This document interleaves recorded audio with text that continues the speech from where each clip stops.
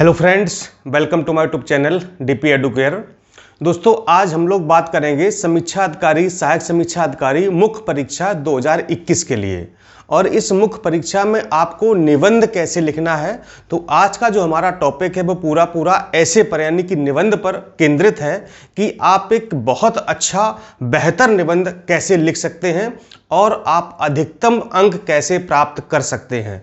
निबंध लिखते समय हमें किन किन बातों का ध्यान रखना है, किन चीज़ों को निबंध में लिखना है, किन से हमें बचना है, किस तरीके से पैराग्राफ होने चाहिए, किन बिंदुओं को ध्यान में रखना है, डाटा कैसे डालें, सारणी कैसे डालें, भाषा का इस्तेमाल कैसे करें, कहाँ से निबंध प्रारंभ करें, कहाँ पर ख़त्म करें, इन सारे बिंदुओं पर हम लोग बहुत ही बारीकी से चर्चा करेंगे। तो इस पूरे सेशन में आप मेरे साथ बने रहिए। वीडियो भले ही थोड़ा सा लंबा हो जाए, बिल्कुल परेशान मत होइएगा, लेकिन आपको निबंध के बारे में इतनी मूलभूत बातें आपको बताने वाले हैं कि आप एक बेहतर निबंध कैसे लिख पाएंगे और अच्छे से अच्छे अंक आप कैसे प्राप्त कर सकते हैं। ठीक है, तो जैसा कि आपको पता है कि समीक्षा अधिकारी में जो निबंध का पेपर होता है वो 3 घंटे का पेपर होता है और 3 घंटों में आपको 3 निबंध लिखने होते हैं। एक निबंध आपको 600 शब्दों में लिखना है और प्रत्येक निबंध आपका 40 नंबर का होता है, यानी कि निबंध का पूरा प्रश्न पत्र आपका 120 नंबर का होता है। बहुत ही डिसाइडिंग है, मतलब कि आपके फाइनल सिलेक्शन में इसका मेन रोल होता है। और आप समझिए कि कम से कम 80 प्लस नंबर आपके इसमें तो होने ही चाहिए, मतलब जो अच्छे नंबर माने जाते हैं कि 80 के आसपास या 80 प्लस आपके नंबर हैं तो निबंध आपका मतलब कि अच्छा गया है। ठीक है, बाकी 60, 65, 70 तो एक एवरेज नंबर सभी के आ जाते हैं, लेकिन 80 प्लस नंबर आपको कैसे लाना है इस पर हम लोग आज बहुत ही बारीकी से चर्चा करने वाले। ठीक है, तो मैंने आपको बता दिया कि निबंध आपको 3 लिखने हैं और 3 निबंध में जो है आपको 3 टॉपिक खंड का, खंड खा और खंड गा होते हैं। ठीक है, प्रत्येक खंड में 3 निबंध होते हैं, उनमें से आपको एक लिखना होता है। इसी तरह खंड खा में 3 निबंध होंगे, वहां से आपको एक लिखना है, और खंड गा में 3 निबंध होंगे, वहां से आपको लिखना है। ठीक है, किसी भी खंड से आप 2 निबंध नहीं लिख सकते हैं। क्लियर? चलिए, तो फिर शुरुआत करते हैं। और दूसरे जो हमारा एआरओ का मेंस का बैच चल रहा है उसे आप लोग ज्वाइन कर सकते हैं। तो वहाँ पर पूरी कक्षाएं प्रॉपर तरीके से चल रही हैं। पत्र लेखन हो गया, साड़ी रूप हो गया, मुहावरे, शब्दावली, कंप्यूटर, सारे कंप्लीट नोट्स आपको वहाँ पर दिए जा रहे हैं। जीएस हिंदी के टेस्ट सीरीज और जो हिंदी परंपरागत है निबंध, उनके मॉडल पेपर, और साथ ही आपकी कॉपियां भी चेक की जा रही हैं कि आपका एवोल्यूशन किया जा रहा है कि आप कोई गलती तो नहीं कर रहे हैं या कहां पर आपकी कमियां हो रही हैं, कहां पर आप त्रुटि कर रहे हैं। तो ये सब भी चल रहा है। तो आप मेंस वाले बैच में जुड़ सकते हैं। पीसीएस बैच के लिए भी आप जुड़ सकते हैं, आरओ 2022 के लिए भी आप लोग जुड़ सकते हैं। सारे बैच अलग अलग चल रहे हैं। जुड़ने की प्रक्रिया इस नंबर मिलेगी 6393350769। ठीक है, इस पर आप लोग सुबह 10 बजे से लेकर शाम को 6 बजे तक कॉल करिए या व्हाट्सएप करिए, तो आपको पूरी जानकारी यहाँ से मिल जाएगी। ठीक है, तो अच्छा निबंध कैसे लिखें। अब देखिए, निबंध की आप स्टार्टिंग से चलता हूं। निबंध के 3 भाग होते हैं। ठीक है, निबंध के कितने भाग होते हैं? 3 भाग होते हैं। एक को हम कहते हैं प्रस्तावना या भूमिका, और अगला होता है मुख्य भाग, और लास्ट होता है आपका निष्कर्ष। ठीक है, तो निबंध के कितने भाग होंगे? 3 भाग होंगे। प्रस्तावना से हम लोग स्टार्ट करेंगे और निष्कर्ष से आके खत्म करेंगे। जो मुख्य भाग होता है वो भी काफी इंपॉर्टेंट है, लेकिन सबसे इंपॉर्टेंट होता है हमारी प्रस्तावना। हम प्रस्तावना की शुरुआत कैसे कर रहे हैं। ठीक है, तो प्रस्तावना की शुरुआत कैसे करें इसके लिए आपको हम एक अलग से वीडियो देंगे कि आपको कैसे कोटेशन डालने हैं, कैसे आप कोई सूक्त वाक्य लिख सकते हैं, कोई शायरी लिख सकते हैं, कोई कविता लिख सकते हैं, किसी घटना का जिक्र कर सकते हैं, कोई सवाल उठाती हुई प्रस्तावना आप लिख सकते हैं। ठीक है, तो प्रस्तावना के लिए हमने कई सारी चीजें बनाई हैं, तो वो आपको पीडीएफ पे आपको प्रोवाइड कर देंगे। आप इन कोटेशन का मतलब कि कृषि का निबंध है, या महिला सशक्तिकरण का है, आर्थिक क्षेत्र का है, या मतलब बेरोजगारी का है, या किसी भी विषय संबंधित है, तो उसमें आप किन किन तरह के कोटेशंस और शायरी कविता का इस्तेमाल कर सकते हैं, वो चीजें आपको हम एक तो वीडियो में बता देंगे, दूसरे आपको हम पीडीएफ में उपलब्ध करा देंगे कि इन वाक्यों का आप लोग इस्तेमाल कर सकते हैं। ठीक है, तो निबंध में कितने भाग हैं? प्रस्तावना, मुख्य भाग और निष्कर्ष। ठीक है, इसके बाद जो हमारा निबंध है वो विषय वस्तु पर केंद्रित होना चाहिए, यानी कि जो टॉपिक आपने चूज किया है, जो टॉपिक दिया गया है परीक्षा में, उसी पर हमारा पूरा का पूरा शुरू से लेकर के, यानी प्रस्तावना से लेकर के निष्कर्ष तक हमारा पूरा निबंध उसी टॉपिक पर केंद्रित होना चाहिए, यानी कि हम भटक ना जाएं। आप समझ रहे हैं ना। आप भटकें कैसे ना, मतलब कि कैसे भटकाव ना हो, उसके भी तरीके आपको भी हम लास्ट में यहाँ पर बताने वाले हैं कि आप कैसे नहीं भटकेंगे और एक फ्लो में आप कैसे बेहतर निबंध लिख पाएंगे। ठीक है, तो भटकाव नहीं होना चाहिए कि आपने शुरुआत तो कहीं से की थी और आप खत्म कहीं कर रहे हैं, बीच में कहीं आप और भटक गए, टॉपिक हमारा कुछ और था, निबंध आप कहीं और खींच ले गए हैं। ठीक है, तो इस तरीके की बातें बीच बीच में नहीं होनी चाहिए, यानी कि हम जिस तरीके से निबंध की शुरुआत कर रहे हैं उसी तरीके से हमारा एक क्रमबद्ध रूप से निबंध समाप्त भी होना चाहिए। क्लियर। अगला पॉइंट आपका है, निबंध व्यक्तित्व परीक्षण का माध्यम होता है, यानी कि बहुआयामी नजरिया, यानी कि आपको मल्टी डायमेंशनल अप्रोच यूज करना पड़ेगा। यानी कि देखिए, अब निबंध आपने लिखा है, एग्जामिनर आपको नहीं जानता है कि आप कितने अच्छे हैं, कितने बुरे हैं, कितने पढ़ने वाले, कितने टैलेंटेड, नहीं आपको जानता है, लेकिन आपके व्यक्तित्व का परीक्षण यहां पर हो जाता है कि आपकी लेखनी कैसी है, आपके शब्द कैसे हैं, आपकी भाषा कैसी है, आपने कैसे शब्दों का इस्तेमाल किया है। तो एग्जामिनर यहीं से समझ जाता है कि आपका जो है किस तरीके का स्टूडेंट है। तो आपके जो व्यक्तित्व का परीक्षण है वो निबंध के माध्यम से हो जाता है और यहां पर आपको बहुआयामी, यानी कि मतलब कि अगर किसी आप क्षेत्र पर आप निबंध लिख रहे हैं तो मतलब वहां पर आपको एकदम से मतलब संकुचित सोच अपनी नहीं रखनी है, सोच को एकदम से ब्रॉड रखना है, मतलब कि उस क्षेत्र से संबंधित जितने भी बिंदु हैं सब आपको टच करने हैं कहीं ना कहीं, मतलब किसी न किसी माध्यम से टच करने हैं। ठीक है, इसके बाद अत्यधिक तत्समी शब्दों का इस्तेमाल नहीं करना चाहिए, भाषा हमारी सरल हो, सहज हो और सुबोध हो, यानी कि भाषाई आतंक नहीं। कहने का मतलब यहां पर यह है कि हम ऐसे शब्दों का इस्तेमाल करें जो आसान हो, बहुत ज़्यादा क्लिष्ट कठिन, मतलब ऐसे शब्द ना, मतलब नए शब्द जो किसी को पता ही नहीं है या उनका अर्थ डिक्शनरी में ढूंढना पड़ रहा है, तो ऐसे शब्दों का हमें इस्तेमाल नहीं करना। मतलब हम एकदम अपना भौकाल बनाने की, देखो हमको इतना भी आता है, ऐसे ऐसे शब्द भी लिख सकते हैं।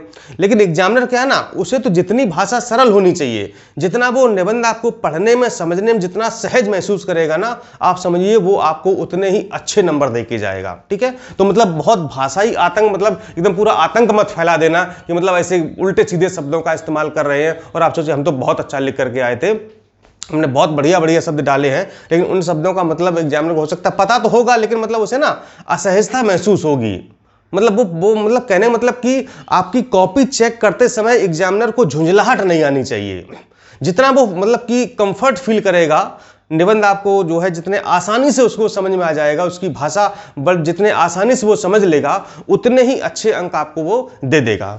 तो ये इस तरह की जो है भाषा सरल, सहज और आपकी सुबोध होनी चाहिए। ठीक है, नेक्स्ट पॉइंट है, प्रवाह दिखना चाहिए, परीक्षक को अवरोध ना हो। कहने का मतलब कि अगर आपने निबंध की शुरुआत की है ना, तो मतलब कि जो है पैराग्राफ हमारे है ना वो एक दूसरे से जुड़े हों, यानी कि अगर एक पैराग्राफ जहां हमारा समाप्त हो रहा है तो दूसरा पैराग्राफ जो हम शुरू कर रहे हैं ना, वो पहले पैराग्राफ के एंड से जुड़ा होना चाहिए। मतलब कि ऐसा ना हो कि एक पैराग्राफ आपने कुछ और लिख रहे हैं, एक में एकदम से डिफरेंट चीज लिख दी है, अब दोनों पैराग्राफ का कोई मैच ही नहीं है, कोई फ्लो ही नहीं दिख रहा है, कोई प्रवाह ही नहीं दिख रहा है, निबंध एक दूसरे से जुड़ नहीं रहे हैं, पैराग्राफ जुड़ ही नहीं रहे हैं, तो एग्जामिनर क्या होगा, परेशान हो जाएगा। ठीक है, भड़क जाएगा आपके ऊपर। तो एकदम से निबंध में प्रस्तावना से लेकर के प्रवाह होना चाहिए कि आपने एकदम से एक जो है क्रमबद्ध रूप से निबंध को डिजाइन किया है, फ्रेम किया है। ठीक, तो यहां पर पैराग्राफ एक दूसरे से जुड़े हों, ये निबंध बहुत अच्छा माना जाता है। चलिए आगे देखते हैं, प्रामाणिकता व रोचकता निबंध को बेहतर बनाते हैं। यानी प्रामाणिकता मतलब कि आप कुछ ऐसी चीजें डालें जो प्रमाण सिद्ध करती हो, मतलब कि आप कुछ जो है जैसे कि आप सूचकांक कुछ डाल सकते हैं, कुछ रिपोर्ट के डेटा डाल सकते हैं, कुछ सूक्त वाक्य डाल सकते हैं, कुछ शायरी, कविता, कोटेशन आदि का प्रयोग कर सकते हैं। ठीक है, तो इससे क्या होता है ना कि जैसे आपने बीच में कुछ भी नहीं डाला, सीधे मतलब बस लिखते जा रहे लिखते जा रहे, तो एग्जामिनर एकदम से कहेगा मतलब क्या है ये सब, मतलब उसे कोई रुचि नहीं आ रही है, वो इंटरेस्ट ही नहीं लेगा आपके निबंध में। और बीच बीच में अगर आप इन सब चीजों का इस्तेमाल करते रहेंगे तो वो इंटरेस्ट लेगा, उसे कुछ नई चीजें मिलेंगी, तो आपको निबंध वो पढ़ेगा पूरा, नहीं तो बस थोड़ा एक आध पेज पढ़ेगा, बस उसी कहेगा बस ऐसे ही है, जाने दो, कुछ खास मतलब स्टूडेंट है नहीं। ठीक है, तो इन सारे डेटा का, इन सारी चीजों का आपको अपनी प्रमाणिकता के लिए और निबंध में रोचकता बनाए रखने के लिए ऐसी बातों का आपको इस्तेमाल करना ही करना है। ठीक, चलिए अगला है, पैराग्राफ में लिखा हुआ निबंध अच्छा माना जाता है। ठीक है, यानी कि पैराग्राफ मध्यम हो। ऐसा ना मतलब कि आप जो है बिंदु बना रहे हैं, पॉइंट बना रहे हैं, नंबरिंग नहीं, निबंध हमेशा पैराग्राफ में लिखा जाता है, ठीक है। और पैराग्राफ हमारे कैसे हों, बहुत बड़े ना हो और बहुत छोटे ना हो, मतलब मध्यम पैराग्राफ होने चाहिए, ठीक है। यानी कि 8 लाइन का, 6 लाइन का, 5 लाइन का, 7 लाइन का, इस तरीके से, मतलब बहुत बड़े बड़े पैराग्राफ ना हो, ठीक है। हाँ, बीच में आप बिंदुओं का इस्तेमाल, कुछ बुलेट पॉइंट्स का इस्तेमाल कर सकते हैं, ठीक है। कुछ फ्लो चार्ट का या डायग्राम का या टेबल का आप इस्तेमाल कर सकते हैं, लेकिन मतलब बहुत ज़्यादा नंबरिंग ना हो, ठीक है। बहुत ज़्यादा मतलब आप नंबरिंग ना करें। पैराग्राफ में लिखे निबंध, तो पैराग्राफ में लिखा हुआ निबंध अच्छा निबंध माना जाता है। अगला है प्रस्तावना से ही आपका विजन स्पष्ट हो जाना चाहिए। यानी जो आप देखिए, मेन चीज क्या है, प्रस्तावना। प्रस्तावना इतनी धांसू हो आपकी कि एग्जामिनर मतलब पढ़ते ही खुश हो जाए, मतलब उसे प्रस्तावना देखते ही लग जाए कि स्टूडेंट किस दिशा में जा रहा है और इसका निबंध किस दिशा में जाएगा। तो आपका जो विजन है, जो आपका दृष्टिकोण है, वो प्रस्तावना में ही झलकता हुआ नजर आना चाहिए कि अब जो है आपका निबंध किस ओर जाने वाला है और किस ओर आप एंड करने वाले हैं, कहां पर आपका निष्कर्ष जाएगा। तो प्रस्तावना पढ़ने के बाद ही एग्जामिनर समझ जाए कि हाँ अब ये निबंध किधर जाने वाला है, ठीक है। तो कहने का मतलब परीक्षक को पता चल सके कि आप क्या और कैसे कहने वाले हैं, यानी कि प्रस्तावना से एग्जामिनर समझ जाए कि आप क्या और कैसे कहने वाले हैं, तो फिर वो आपके निबंध को उसी तरीके से आगे डील करना या फिर पढ़ना शुरू करेगा, उसी तरीके से वो आपकी चीज़ों को समझने लगेगा। और अगर आपने एग्जामिनर को अपनी बातें समझा दी या समझा ले गए, तो फिर समझिए कि आपसे बेहतर तो कोई नंबर पा ही नहीं सकता है, ठीक है। और अंतिम यह है कि निष्कर्ष हमारा सदैव सकारात्मक होना चाहिए, यानी कि पॉजिटिव एटीट्यूड। किसी प्रकार का कोई निबंध हो, निष्कर्ष हमारा हमेशा पॉजिटिव होना चाहिए, मतलब सकारात्मकता से भरा होना चाहिए, एक भविष्योन्मुखी होना चाहिए, एक भविष्य का कुछ दृष्टिकोण दिखना चाहिए कि हाँ मतलब ऐसा, मतलब बहुत निराशा भरा, एकदम से उल जुलूल टाइप का, एकदम से दुख से भरा, मतलब ऐसा नहीं होना चाहिए। पॉजिटिव एटीट्यूड, सकारात्मक दृष्टिकोण आपका होना चाहिए कि हाँ ऐसा जो है, भले ही जो भी हो तो ये ऐसा हो सकता है। और जो निष्कर्ष आपका है, उस निष्कर्ष में आपके सुझाव भी सम्मिलित होने चाहिए कि आप क्या सुझाव देना चाहते हैं पर्टिकुलर टॉपिक पर जहां पर आपने निबंध लिखा है, तो उसमें आपके सुझाव क्या है, आप क्या कहना चाहते हो। तो इन बिंदुओं को भी आपको ध्यान में रखना होगा, ठीक है। तो ये तो हो गई 9-10 बातें आपकी निबंध लिखते समय, निबंध कैसे लिखा जाना चाहिए, एक अच्छा निबंध आप कैसे लिखेंगे। अब अच्छा निबंध लिखते समय हमें किन किन बातों का ध्यान रखना है, ये भी जरूरी है भाई। किन किन बातों का हम अच्छा निबंध लिखें कैसे, किन किन बिंदुओं का हमें ध्यान रखना है, कि किन किन चीज़ों को फॉलो करना है जिससे कि हमारा निबंध अच्छा हो सके। पहली बात पर आते हैं, निबंध लिखने से पहले आपको रफ कार्य जरूर कर लेना चाहिए, ठीक है। जैसे यहाँ पर क्या था ना, देखिए एक प्रवाह दिखना चाहिए। अब प्रवाह कैसे दिखेगा, आपने कोई होमवर्क ही नहीं किया, कोई रफ कार्य नहीं किया, ठीक है। तो स्टार्टिंग से 10 से 15 मिनट आप क्या करें, पूरा निबंध को ड्राफ्ट कर लें, यानी प्रस्तावना से लेकर के निष्कर्ष तक, प्रस्तावना, मुख्य भाग और निष्कर्ष, आप मतलब छोटे छोटे बिंदु बना लें, मतलब एक रफ वर्क कर लें जो कॉपी के लास्ट में रफ पेज दिए रहते हैं, ठीक है। तो उस पर आप 10 से 15 मिनट, प्रत्येक निबंध को आप, जैसे 1 घंटे में आपको एक निबंध लिखना है, ठीक है सॉरी तो 10 से 15 मिनट आपको क्या करना है, रफ कार्य करना है, और उसमें आपको पूरा निबंध फॉर्मेट करना है, डिजाइन करना है कि प्रस्तावना में क्या होगा, मुख्य भाग में क्या होगा और निष्कर्ष में क्या होगा, ठीक। इससे क्या होगा कि क्रम बना रहता है और फ्लो हमारा नहीं बिगड़ता है, यानी कि बस उसको देखना, हाँ अच्छा इसके बाद ये पैराग्राफ आएगा, इसके बाद ये आएगा, इसके बाद ये आएगा, ठीक है। तो क्रम बना रहेगा। ऐसे क्या होगा, अगर आप रफर कार्य नहीं करेंगे, ठीक है, और ये अपना जो क्रम नहीं बनाएंगे, तो पूरा सिस्टम बिगड़ जाएगा। शुरुआत कहीं करेंगे, अब पता चले कि जो पैरा आपको मुख्य भाग में लिखना था, मुख्य भाग के स्टार्टिंग में लिखना था, वो आप मुख्य भाग के लास्ट में लिख रहे हैं। जो चीज़ें निष्कर्ष में लिखनी थी वो कहीं और लिख गई, प्रस्तावना में कुछ और लिखना था वो मेन बॉडी में आ गया है, ठीक है। तो ये चीज़ें बेतरतीब नहीं होनी चाहिए, एकदम से तरीके से आपको निबंध को लिखना है। अगला ध्यान रखना है, तीनों निबंध की प्रस्तावना अलग अलग तरीके से लिखें ताकि रोचकता बनी रहे। अब सबकी प्रस्तावना में शायरी मत डाल देना, सब में कोटेशन मत डाल देना, ठीक है। तो क्या करें कि मान लो किसी निबंध की प्रस्तावना आपने किसी कोटेशन से शुरू कर दी, ठीक है, किसी की आपने शायरी कविता से या किसी घटना का वर्णन कर दिया, किसी निबंध की प्रस्तावना आपने एक प्रश्न उठाती हुई कर दी, मतलब कि कोई प्रश्न उठ रहा है, मतलब वो डिपेंड करता है कि आप देखिए ये आपको विकल्प दे रहे हैं कि कि आप इस तरीके से प्रस्तावना को डिजाइन कर सकते हैं। अब डिपेंड करेगा टॉपिक कैसा है, ठीक है। अब टॉपिक जैसा है तो उसी के अनुसार आपको इन चीज़ों का कोटेशन, शायरी, कविता, घटना का वर्णन या फिर प्रश्न उठाते हुए उसी हिसाब से आपको अपना सोचना होगा। मतलब वहां पर आपको थोड़ा सा थिंक करना होगा कि हम यहाँ पर इस निबंध में किस चीज से अपनी प्रस्तावना की शुरुआत कर सकते हैं, ठीक है। इसके बाद आंकड़े देना ठीक है, लेकिन भरमार नहीं होने चाहिए और आंकड़े हमारे भाषा में घुले होने चाहिए। मतलब आंकड़े दो, आप डेटा दो, लेकिन मतलब इतने भी आंकड़े ना दो कि मतलब आप लगे कि आपने निबंध नहीं, एक आर्टिकल लिखा हुआ है, ठीक है। निबंध में और आर्टिकल यानी कि लेख में अंतर होता है, ठीक है। तो आंकड़े दो, मतलब जितनी आवश्यकता हो उतने आंकड़े दो, और आंकड़े ऐसे हों कि वो निबंध में यानी कि निबंध की भाषा में एकदम से घुले मिले हों। बहुत ज़्यादा मतलब उनको जो है आंकड़ों को समझने के लिए या पढ़ने के लिए मतलब एक्स्ट्रा एफर्ट ना करना पड़े। मतलब जो हमने लिखा है उसी से संबंधित अगर आंकड़े हम दे रहे हैं तो वो उसमें समाहित हो जाएंगे। ऐसा ना हो कि मतलब जो हमने लिखा है उससे नहीं मतलब कोई दूसरे आंकड़े आपने दे दिए, ऐसा नहीं होना चाहिए, ठीक। इसके बाद चीज़ों का दोहराव ना हो, यानी कि अब ध्यान रखना हमें, ठीक है, कि हमारा जो कंटेंट है मतलब कि बार बार उन्हीं चीज़ों का रिपीटेशन नहीं होना चाहिए। इसलिए जो मैंने आपको निबंध दिए हैं, आप देखेंगे कि निबंध में मैंने 1200, 1500, 1600 शब्दों में हर निबंध लिखा है, ठीक है। लेकिन आपको निबंध लिखना है 600 शब्दों में, ठीक। अगर मान लो आपको 600 शब्दों का ही निबंध लिख के देते तो आप उसमें काफ़ी चीज़ें भूल जाते। लेकिन जब आप 1400, 1500 शब्द पढ़ के जाएंगे तो आप 600 शब्द तो बड़े आराम से लिख लेंगे ना। आपकी चीज़ों का यानी कि जो पॉइंट्स हैं, जो शब्द हैं, उनका दोहराव भी नहीं होगा, ठीक है। क्योंकि ऐसा ना मतलब आप 600 शब्द तैयार करके गए तो आप अगर 600 तैयार करके जाएंगे तो ये निश्चित तय है कि आप उसमें से 400 शब्द ही लिख पाएंगे। फिर आप 200-150 शब्द कहाँ से लाएंगे? फिर आप बना बना के लिखेंगे, और जब बना बना के लिखेंगे तो फिर उन चीज़ों का रिपीटेशन होने लगेगा और वही चीज़ें आपकी हर निबंध में दिखाई देंगी।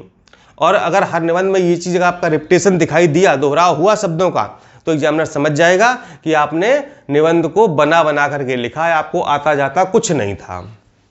तो शब्दों का यानी चीज़ों का दोहराव नहीं होना चाहिए, ठीक है। जरूरी या महत्वपूर्ण बातें हैं उनको हम अंडरलाइन भी कर सकते हैं, ठीक। जैसे आपने ब्लू पेन से निबंध लिखते हैं तो आप ब्लैक पेन से उसको अंडरलाइन कर दीजिए, ठीक है। ब्लैक से लिखा है तो फिर आप ब्लू पेन से उनको अंडरलाइन करिए, ठीक है। परीक्षा में 2 ही पेन इस्तेमाल करिएगा, ब्लू और ब्लैक।